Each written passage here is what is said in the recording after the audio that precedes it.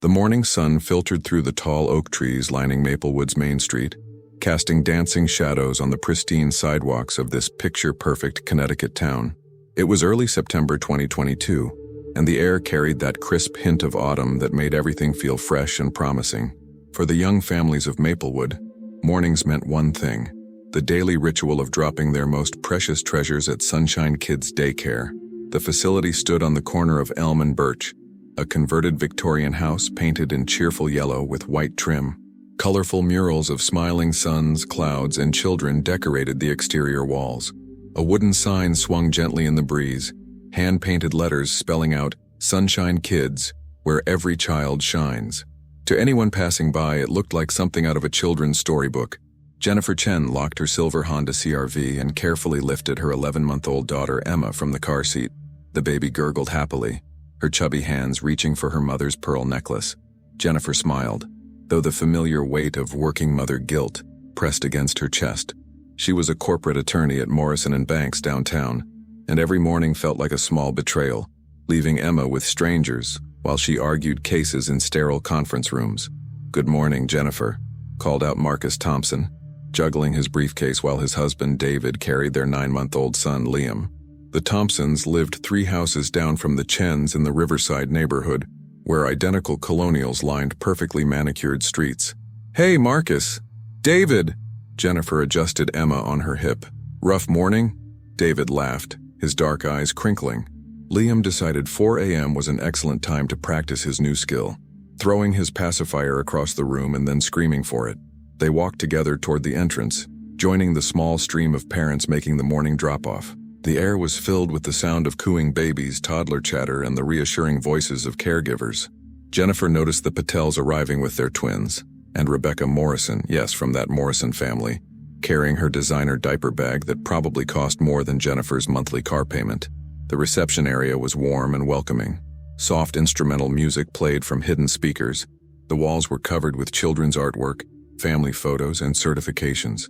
A large corkboard displayed the staff's credentials, all with pristine backgrounds, first aid certifications, and years of childcare experience.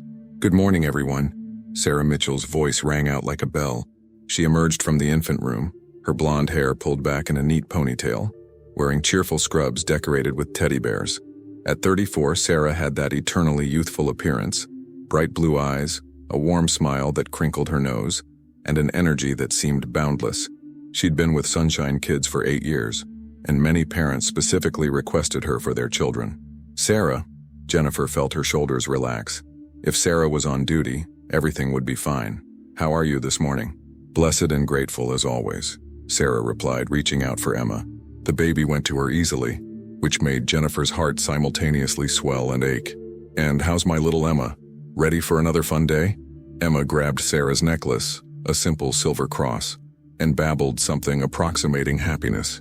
Jennifer handed over the diaper bag, going through the usual checklist. "She had her breakfast, but there are extra bottles in here. She's been a little fussy the last couple of days, maybe teething. We'll keep a close eye on her," Sarah assured, her expression full of understanding. "You know I treat these babies like they're my own." Jennifer nodded, swallowing the lump in her throat. She kissed Emma's forehead, inhaling that sweet baby smell, and forced herself to walk toward the door. "Don't look back. Don't look back." She looked back. Emma was already distracted by a colorful toy Sarah was showing her. As Jennifer reached her car, she saw David Thompson still lingering by the entrance, watching through the window. Their eyes met, and something unspoken passed between them, that universal language of parental anxiety. "It never gets easier, does it?" David said quietly. "No," Jennifer admitted, "but at least they're in good hands." Inside Sunshine Kids, the infant room was a carefully designed space for the youngest children, babies from 6 weeks to 18 months. 6 cribs lined one wall, each with soft, breathable bedding in pastel colors. A changing station occupied one corner, stocked with supplies and sanitizer. Colorful playmats covered most of the floor, scattered with age-appropriate toys. Soft blocks, textured balls, board books with bright pictures, and mirrors that reflected babies' curious faces. Sarah moved through the room with practiced efficiency, settling Emma into a bouncer seat before checking on the other babies. Little Liam Thompson was already playing with stacking cups, his concentration absolute as he tried to fit one inside another. The Patel twins, Aisha and Arjun, were having tummy time on a playmat, their tiny arms pushing against the floor as they strengthened their muscles. Maya Rodriguez, at 14 months and the oldest of the group, was attempting to pull herself up on the low shelf that held board books. Diane Foster, the other morning caregiver, entered carrying baby bottles from the kitchen. At 62, Diane was the grandmother figure of Sunshine Kids, soft-spoken, patient, with gray hair and reading glasses that hung from a beaded chain around her neck. She'd been a daycare worker for 30 years. "Morning, Sarah," Diane said warmly. "Full house today?" "Just about," Sarah replied, her voice maintaining that cheerful sing-song quality. "I think we're expecting one more, the Kowalski baby." The morning progressed in the comfortable rhythm of infant care. Diane prepared bottles while Sarah changed diapers, narrating each action to the babies in that exaggerated high-pitched voice all caregivers seem to develop. "Who's getting a clean diaper? You are. Yes, you are." At 9:30, Sarah glanced at the clock. "Diane, I'm going to take my break. Can you handle everyone?" "Of course, dear. Take your time." Sarah washed her hands thoroughly, grabbed her phone from her locker and headed to the small staff room. The transition was subtle, so subtle that no one would have noticed. Her smile didn't fade, but something behind her eyes shifted, like a light dimming in a distant window. She scrolled through her phone, sipping coffee that had gone lukewarm. Her social media was a carefully curated gallery of positivity. Church volunteer work, inspirational quotes, photos of herself with various babies from the daycare, always with parental permission, of course. The comments were effusive. "You're an angel. My son is so lucky to have you. The world needs more people like Sarah." Her phone buzzed. A text from her mother. "Don't forget, dinner at 6. Your father wants to discuss your brother's wedding plans." Sarah's jaw tightened imperceptibly. She typed back, "Wouldn't miss it. Love you." When she returned to the infant room 15 minutes later, Diane was in the kitchen preparing lunch. The babies were in various states of contentment, some sleeping in their cribs, others playing quietly. Sarah moved to close the door between the infant room and the rest of the facility, something she did regularly during nap time to minimize noise disturbance. Emma Chen was awake in her crib, making small, babbling sounds. Sarah approached, her shadow falling across the baby's face.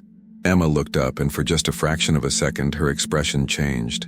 Not quite fear, but something close to recognition, the way a person might react to someone whose presence makes them uncertain.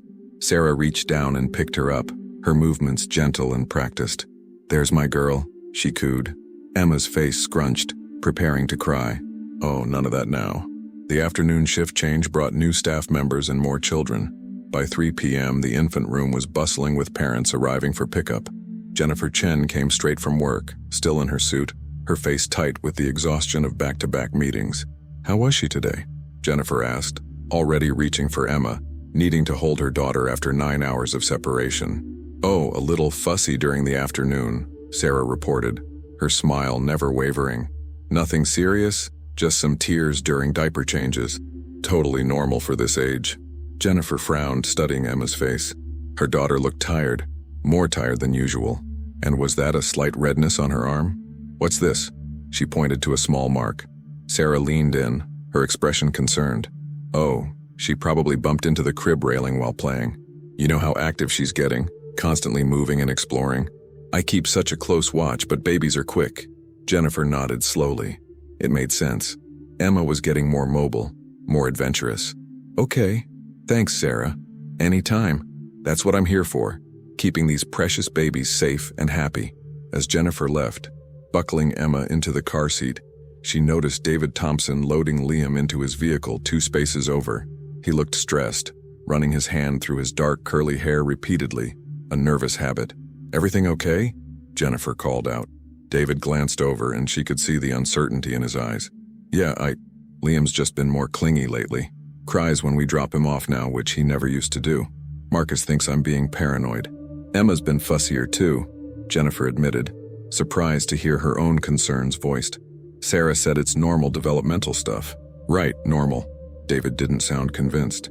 He looked back toward the daycare, where through the large windows they could see Sarah waving goodbye to another parent, her smile brilliant and warm.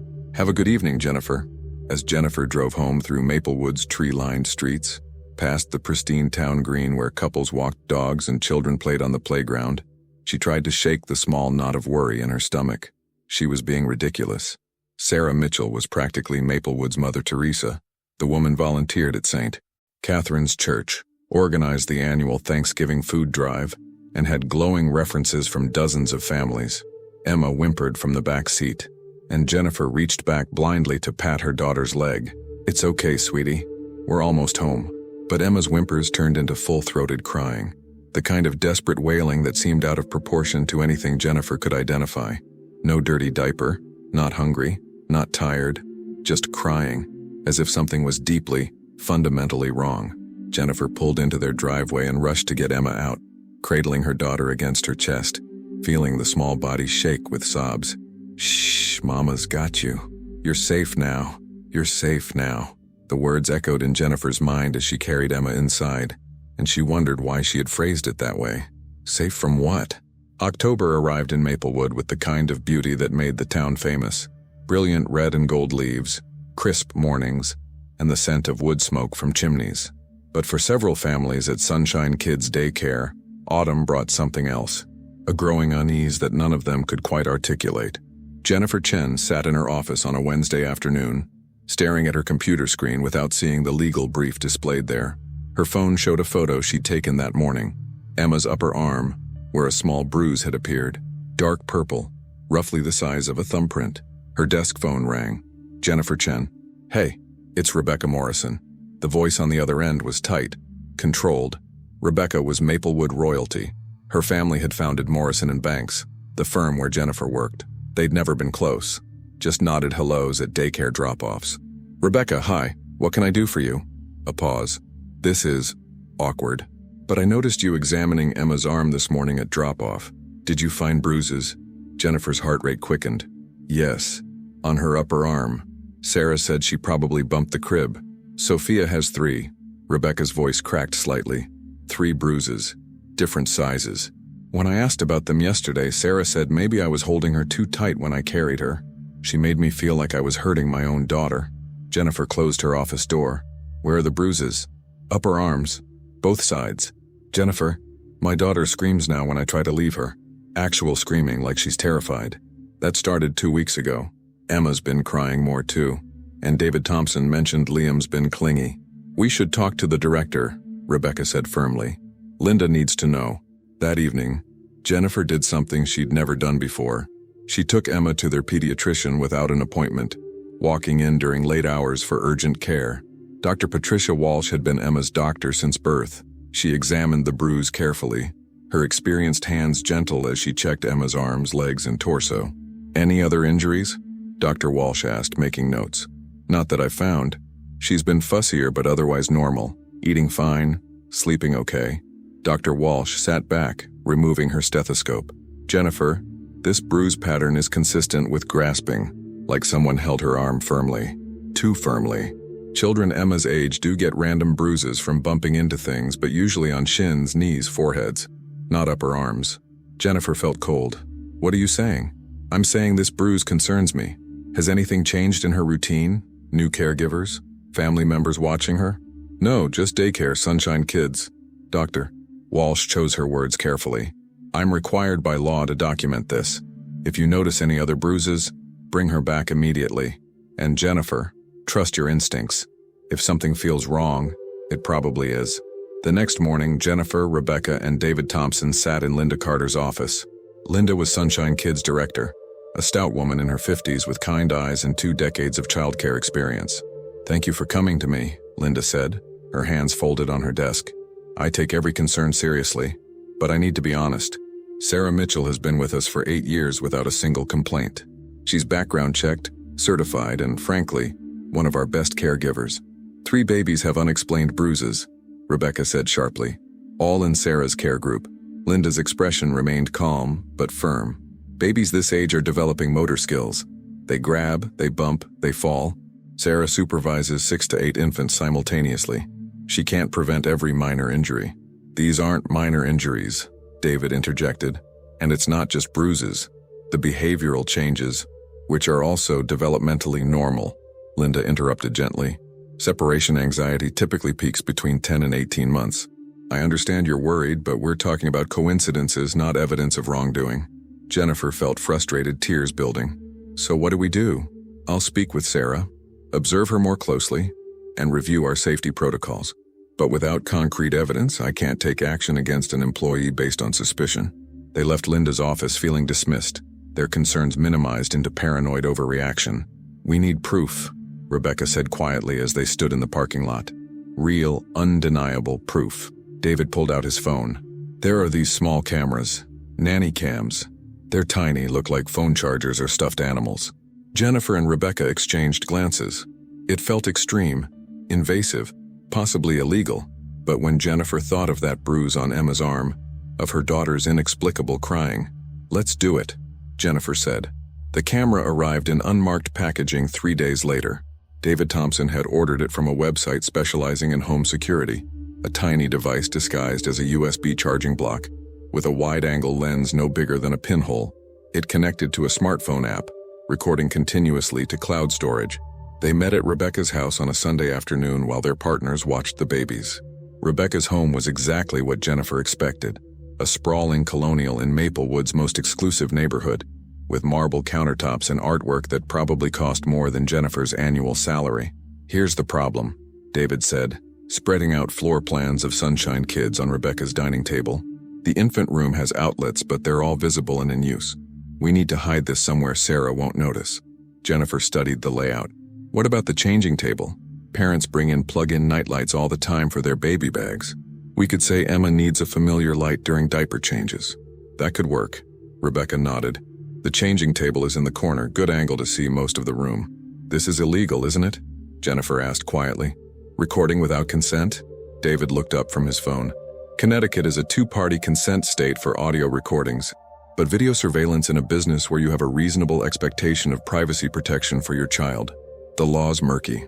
Our lawyer said, if we discover evidence of abuse, the illegality of how we obtained it becomes secondary. You consulted a lawyer. Jennifer felt her stomach tighten. Marcus insisted. He's a civil rights attorney. He wants to make sure if we find something, it actually holds up. Rebecca's jaw set firmly.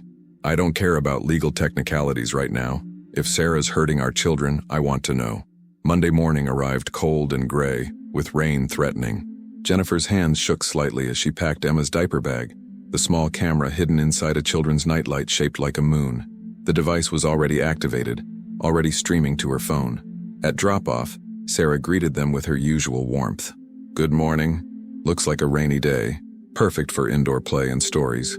Jennifer forced a smile, handing over Emma. She was a little fussy last night. I'm including this nightlight.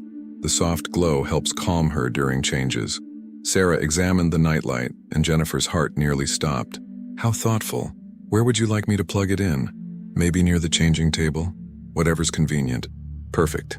Sarah carried Emma toward the infant room, the nightlight tucked under her arm. Jennifer walked to her car on trembling legs.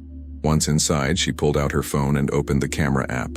The feed was live, a slightly grainy but clear view of the changing table, and about 60% of the room. She could see Sarah plugging in the nightlight, positioning it on a shelf above the changing table. Perfect angle. At her office, Jennifer couldn't concentrate. She kept her phone face up on her desk, the camera feed running silently. She watched Sarah move through the room, changing diapers, preparing bottles, playing with the babies. Everything looked normal, professional, caring. By 10 a.m., Diane Foster had arrived for her shift. Jennifer watched Sarah take her break, leaving Diane alone with the infants. Diane sang softly while rocking Liam Thompson, her movements gentle and grandmother-like. Jennifer's phone buzzed, a text from Rebecca. Watching? Yes, nothing yet. Give it time. But as the morning progressed, doubt crept in. What if Linda was right? What if they were just paranoid parents projecting their guilt onto someone who actually loved their children? Sarah returned from break and spent the next hour reading board books to the babies, her voice animated and full of character voices. At 11:30, Diane left for lunch. The text came from David. She's alone with them now. Jennifer's eyes fixed on her phone screen. Sarah moved around the room, cleaning up toys. The babies were in various states, some sleeping in cribs, others on playmats. Emma was awake, sitting in a bouncer seat, chewing on a teething ring. Sarah approached Emma. Jennifer leaned closer to her phone, her breath catching. Sarah picked Emma up, her movements normal at first. Then she carried her toward the corner of the room, away from the windows, her back partially blocking the camera's view. Jennifer could see Sarah's shoulders move, see Emma's legs kick slightly. Then Emma's mouth opened in what was clearly a cry. Jennifer couldn't hear it through the silent feed, but she recognized her daughter's distress. Sarah's arm moved in a quick, deliberate motion. A pinch. Jennifer saw it clearly. Sarah's fingers closing on Emma's upper arm, squeezing hard for 2-3 seconds. Emma's face contorted in pain and fear. Jennifer's vision blurred with tears. Her hands shook so violently she nearly dropped her phone. She watched Sarah set Emma back in the bouncer seat, watched her daughter cry silently on the screen, watched Sarah simply walk away. Emma cried alone for what the timestamp showed was 7 minutes before Sarah returned, picking her up with exaggerated concern, as if comforting a baby who'd started crying for no reason. Jennifer's phone exploded with texts. Rebecca, did you see that? David, I'm calling the police now. Rebecca, I recorded it. I recorded the whole thing. Jennifer sat frozen in her office chair, staring at the screen, watching Sarah Mitchell rock her crying daughter with a smile on her face, whispering things Jennifer couldn't hear but could imagine. Shh, it's okay. Mama's coming soon. Detective Maria Santos arrived at Sunshine Kids Daycare at 2:47 p.m. in an unmarked sedan, accompanied by Officer James Park and a representative from Connecticut's Department of Children and Families. The rain had started, cold drops that matched the temperature inside Jennifer Chen's chest as she pulled into the parking lot moments after the police. She'd left work without explanation, her boss calling after her as she grabbed her coat. Rebecca Morrison's Mercedes was already there, parked at an angle that suggested she'd arrived in a hurry. David Thompson's Subaru pulled in right behind Jennifer. Wait in your vehicles, Detective Santos instructed through Jennifer's window. She was a woman in her mid-40s with sharp eyes and an air of controlled authority. We need to secure the scene before we involve the parents. Jennifer watched through rain-streaked windows as the detective and her team entered the building. Inside her phone, the camera feed continued streaming. She could see Sarah in the infant room, oblivious, reading a book to Maya Rodriguez while other babies napped. The minutes crawled. Jennifer's phone buzzed. A three-way call from Rebecca. Are they arresting her? Rebecca's voice was tight, controlled. I don't know, David said. I can't see anything from here. I keep watching the video, Jennifer whispered. Over and over. The way she pinched Emma, the way she just walked away while she cried. What kind of person does that? Someone sick, Rebecca said flatly. Someone who's been hiding it for 8 years. Through the daycare windows, Jennifer saw movement. Linda Carter appeared in the hallway, her face pale, talking rapidly with Detective Santos. Then Sarah emerged from the infant room looking confused. The detective spoke to her and Sarah's expression shifted.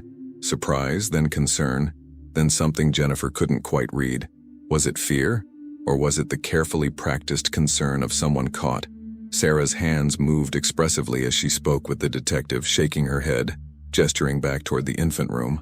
She looked like every professional defending themselves against false accusations, earnest, shocked, hurt. Then Detective Santos held up her phone, showing Sarah something on the screen. The change was instantaneous. Sarah's face went completely blank. Not shocked, not defensive, but empty. A mask falling away. For 3 seconds, maybe 4, Jennifer saw something else entirely in Sarah Mitchell's expression. Something cold and calculating. Then the mask returned, and Sarah's face crumpled. She covered her mouth with her hands, shaking her head violently, words tumbling out. From this distance, Jennifer couldn't hear them, but she could imagine. I would never. You don't understand. This is a misunderstanding. They're arresting her. David's voice came through the phone, thick with emotion. Look. Officer Park had stepped forward with handcuffs. Sarah's hands were pulled behind her back, the metal clicking into place. She was crying now, big theatrical sobs that shook her shoulders. Linda Carter stood frozen against the wall, both hands pressed to her mouth. Detective Santos emerged from the building and approached the parents' vehicles, rain darkening her navy jacket. Mr. Thompson, Ms. Morrison, Ms. Chen, you can come inside now. We need to collect your children and take statements. The infant room felt different now, a crime scene masquerading as a cheerful child care space. A DCF worker was already documenting everything with photographs, and another officer was carefully removing the nightlight camera, sealing it in an evidence bag. Emma was crying in her crib, her face red and tear-stained. Jennifer rushed to her. lifting her daughter into her arms, feeling the small body shake. "I'm here, baby. Mama's here." Around the room, other parents were arriving, summoned by frantic calls from Linda. The Patels rushed in for their twins. Mrs. Rodriguez clutched Maya to her chest, and one by one, the infant room emptied of children who would never return to this place. Detective Santos gathered the three parents in Linda's office. "We've arrested Sarah Mitchell on suspicion of child abuse. The video evidence you provided shows clear assault of a minor. We'll be conducting a full investigation, interviewing all staff, reviewing any other surveillance footage, and examining all children who've been in her care." "How long?" Rebecca asked, her voice shaking despite her controlled posture. "How long has she been doing this?" "We don't know yet, but based on your statements, possibly months, maybe longer." Jennifer felt sick. 8 years. She's worked here 8 years. How many children? "We'll be contacting every family whose child was enrolled during her employment," Detective Santos continued. "We need you all to take your children to be medically examined. Document any bruises, any injuries, and I recommend counseling for the children and for yourselves." David's voice was hollow. "She seemed so normal, so kind." "They usually do," the detective said quietly. "People who abuse positions of trust are often the most skilled at deception. They build relationships, establish credibility, create scenarios where questioning them feels unreasonable." Linda Carter sat behind her desk, her face gray. "I should have seen something. 8 years and I never." "She was careful," Detective Santos said. "She chose moments when she was alone, positioned herself away from windows, created plausible explanations for injuries. This wasn't impulsive violence, it was calculated." The word hung in the air, calculated. Jennifer held Emma tighter, trying to process the reality that someone had been systematically hurting her daughter while smiling and calling her sweetie. Someone she'd trusted, someone the entire community trusted. "What happens now?" Rebecca asked. "Sarah Mitchell will be charged. With the video evidence and medical documentation from the children, the DA will likely pursue multiple counts of assault on a minor and child endangerment. She'll be arraigned tomorrow." As they prepared to leave, Jennifer passed the infant room one last time. It looked exactly the same, colorful, cheerful, safe, but she would never see it that way again. None of them would. In the parking lot, the three parents stood together in the rain, holding their children close. "I'm calling every parent I know from here," Rebecca said, her voice fierce. "Everyone deserves to know. Everyone whose child was ever in Sarah's care." David nodded. "Marcus is already drafting a civil suit, not just against Sarah, against Sunshine Kids for negligent supervision." Jennifer looked down at Emma, who had finally stopped crying, her small hand clutching Jennifer's collar. "I keep thinking, what if we hadn't put that camera in? How much longer would this have gone on?" None of them had an answer. The news hit Maplewood like a bomb. By Tuesday morning, Sarah Mitchell's arrest was front-page news in the Maplewood Tribune, and by evening, CNN had picked up the story. "Trusted daycare worker arrested for systematic child abuse," scrolled across television screens in living rooms throughout Connecticut. Jennifer Chen's phone hadn't stopped ringing. Parents she barely knew, families whose children had been at Sunshine Kids years ago, called with voices shaking, asking the same questions. Was it my child too? Did she hurt my baby? The medical examinations had revealed more than Jennifer wanted to know. Emma had 4 bruises in various stages of healing, meaning different incidents, different days. Dr. Walsh's report used clinical language that made Jennifer's stomach turn. Consistent with non-accidental trauma, pattern suggests intentional grasping. Psychological distress evident in patient's fear response. Rebecca Morrison had organized a parent meeting at the Maplewood Community Center for Wednesday evening. Over 60 families showed up, filling the room beyond capacity. Parents stood along the walls, holding toddlers who'd once been infants in Sarah's care, their faces etched with guilt and fury. Jennifer sat between Rebecca and David in the front row, Emma asleep against her shoulder. The room buzzed with angry, frightened voices. "My daughter is 3 now," said Amy Kowalski, standing near the back. "She was in Sarah's care for 8 months when she was a baby. She's terrified of women with blonde hair. We thought it was just a phase. What if—" Her voice broke. Marcus Thompson, David's husband and the lawyer coordinating the civil case, stood at the front. "We've hired child psychologists who specialize in pre-verbal trauma. Many of you have children who can't tell us what happened because they were too young to form verbal memories. But trauma doesn't need language. It leaves marks in other ways." "We trusted her," shouted Paul Chen, Jennifer's husband. His usual calm demeanor shattered. He'd barely spoken since Jennifer told him, and now the words erupted. We trusted this woman with our daughter, every single day, and she was hurting her. The room erupted in agreement, voices overlapping in shared pain and rage. But not everyone was on the same page. I think we need to be careful here, said Margaret Winters, an older woman who'd been Maplewood's librarian for 30 years. She stood slowly, her voice calm but firm. Sarah Mitchell hasn't been convicted of anything yet. We have one video showing one incident. Should we destroy someone's entire life based on that? The room went silent, then exploded. Are you serious? Rebecca stood, her voice cutting through the chaos. There's video evidence. Multiple children with documented injuries. What more do you need? Due process, Margaret replied steadily. I've known Sarah since she was 16. She volunteers at St. Catherine's, runs the food drive, helps elderly neighbors. This doesn't fit who she is. That's the point, David said, standing beside Rebecca. Abusers don't look like monsters. They look exactly like the people we trust most. Jennifer felt the room splitting, not cleanly but fracturing like ice under pressure. She recognized the pattern.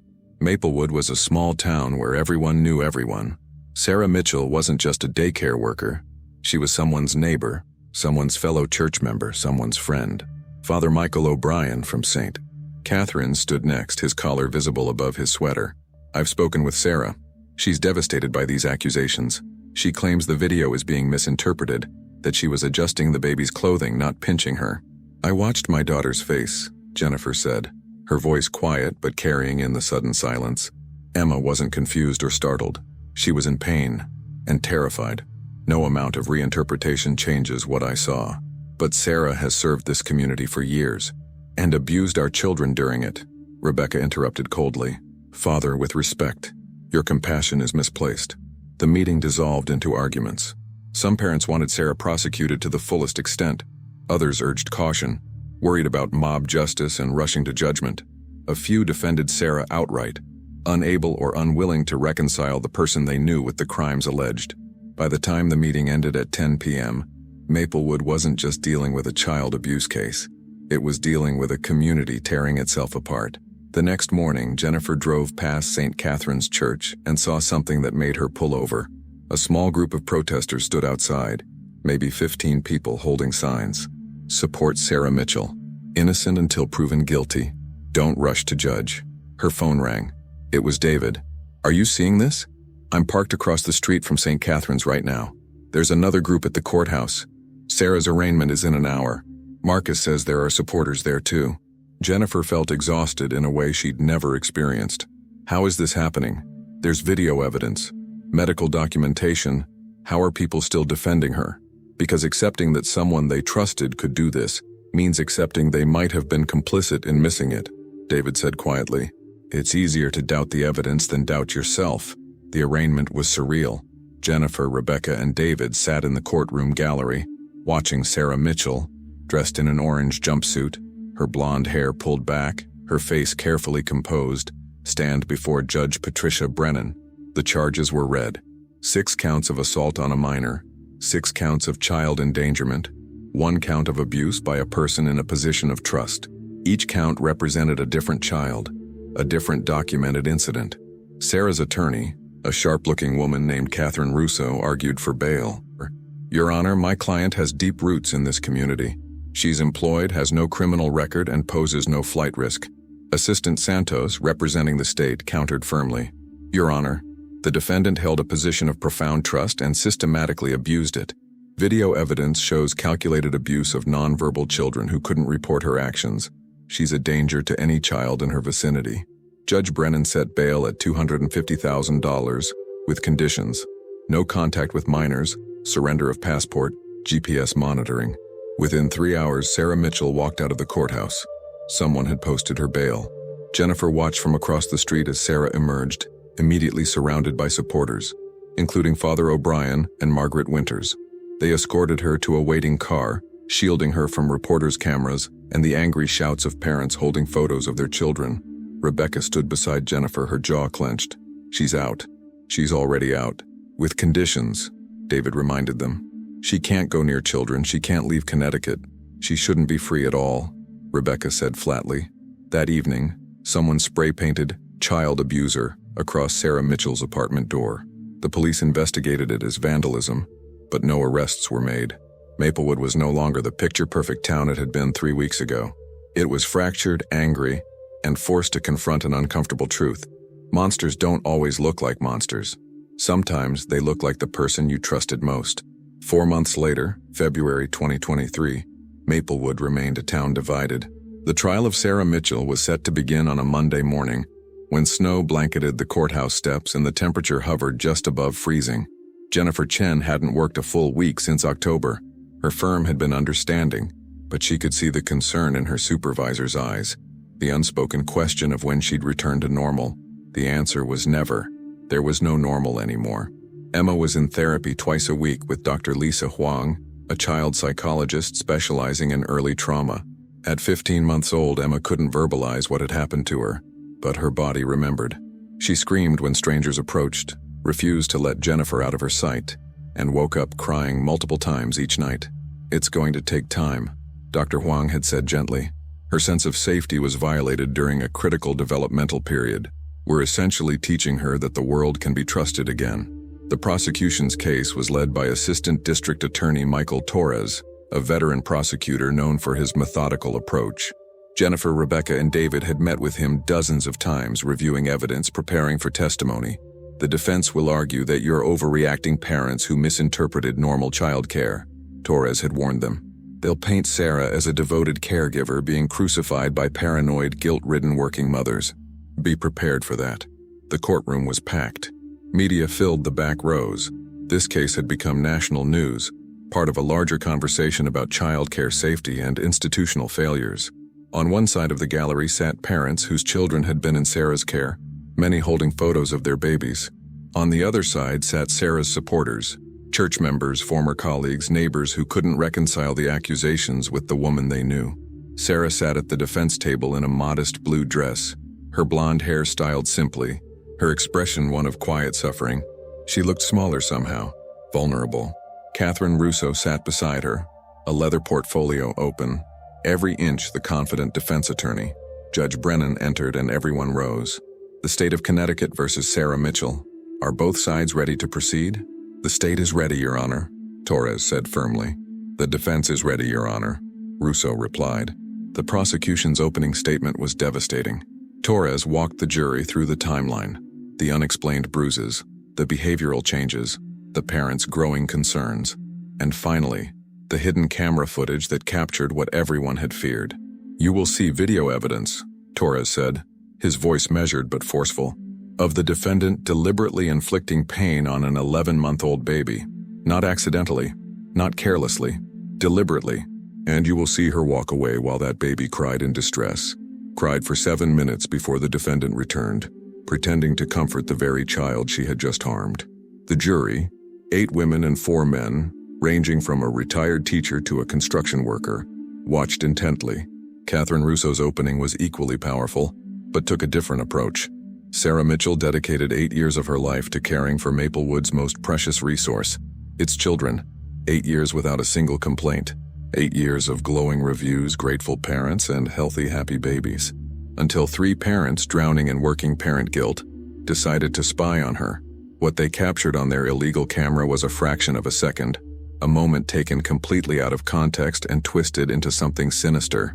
Jennifer felt her face burn. Illegal camera. Working parent guilt. The words were designed to make them look like the bad actors. The first witness was Dr. Walsh, who testified about Emma's bruises and the medical documentation. Under Torres's questioning, she was clear and professional. "In your medical opinion, could these bruises have been accidental? The pattern and location suggest intentional grasping rather than accidental impact. Children this age typically have bruises on their shins, knees, and foreheads from falls and bumps. Bruises on the upper arms, in finger-width patterns, are concerning for inflicted injury." But under cross-examination, Russo was sharp. "Doctor, you've never met Sarah Mitchell, correct?" "Correct. You have no idea how she interacts with children?" "Not personally, no.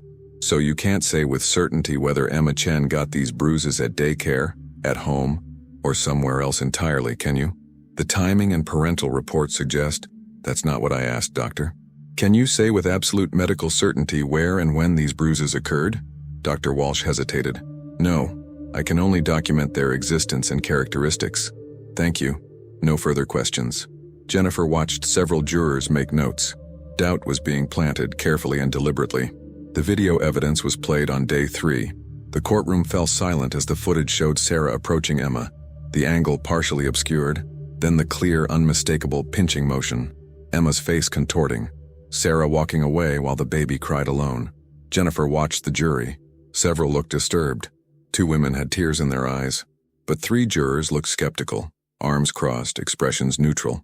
When Jennifer took the stand, Torres guided her through the timeline with careful questions. But Russo's cross-examination was brutal.